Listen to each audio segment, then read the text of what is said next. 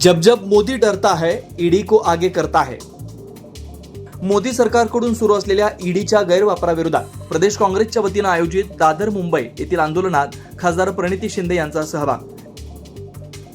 जो टकराएगा मिट्टी में मिल जाएगा, जब मोदी डरता है ईडी को आगे करता है।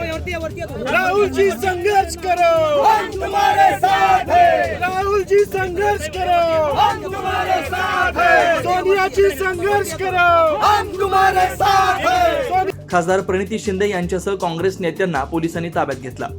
सत्तेच्या नशेत असलेले मोदी सरकार ईडीच्या माध्यमातून काँग्रेस नेत्या माननीय खासदार सोनियाजी गांधी व राहुलजी गांधी यांच्यावर निराधार खटले लादून लोकशाहीमध्ये विरोधी पक्षांचा आवाज दाबण्याचा प्रयत्न करत आहे। काँग्रेसकडून हे कोणत्याही किमतीत सहन केलं जाणार नाही।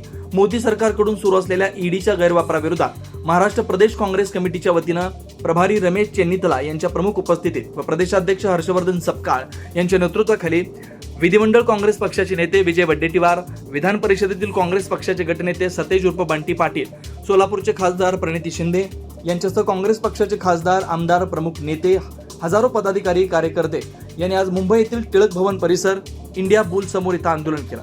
तसेच या आंदोलनात सोलापुरातून प्रदेश काँग्रेसचे चिटणीस माजी नगरसेवक विनोद भोसले, राहुल वर्धा उपस्थित होते। यावेळी आंदोलकांना पोलिसांनी ताब्यात घेतलं।